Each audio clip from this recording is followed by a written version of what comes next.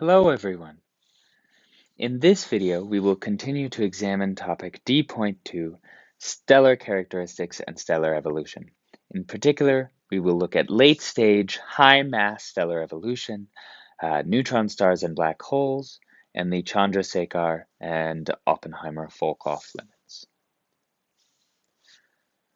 So, the end of a very high mass star's lifetime is that supernova, which is the massive explosion as the core contracts on the no longer fusing iron center of the star and then rebounds in a tremendously large explosion.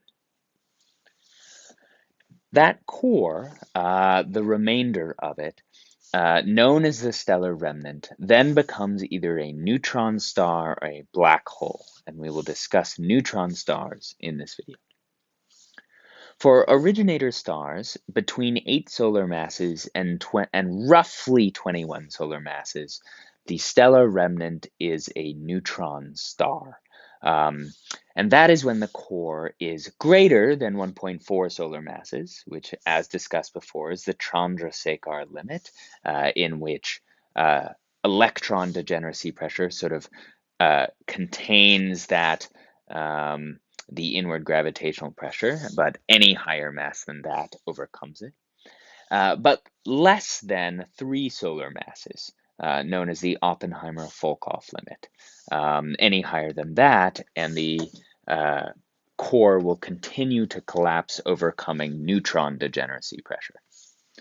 So the stellar remnant of neutron stars are composed of neutrons at nuclear density. So this is an entire star-sized object, or really more accurately, it's tens to hundreds of kilometers across, at nuclear density, in which a teaspoon is about the mass of Mount Everest. Notice that the teaspoon of white dwarf, itself a very dense object, is about the mass of an elephant. So this is many factors more dense. It is the same density as if you took the nucleus of the atom. And that value of about 3 solar masses, known as the Oppenheimer-Volkoff limit, is actually an area of active research. So the exact value is unknown, but it's about 3. And neutron stars were originally discovered. They had a different name.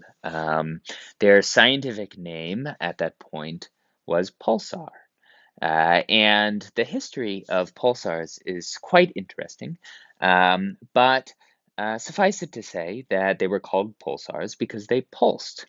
They sort of flashed in the visual and larger wavelength bands, namely the radio, and they flashed at a rate of about 10 to 1,000 times per second. So very, very, very, very fast.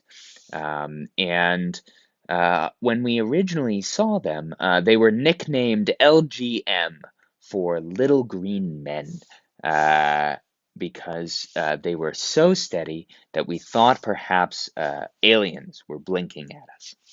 But now we know that they are due to neutron stars. Neutron stars spin very, very, very quickly because they retain much of the angular momentum of the original star. So for the same reason that a ballerina spins faster and faster as she pulls her hands in, as that core collapsed and condensed, it retained all of the angular momentum of the original star, or a large portion of it. And as a result, it is now spinning on its axis. Remember, this object is tens of kilometers wide at least, at a rate of 100 to 1,000 times per second, which is really, really quickly.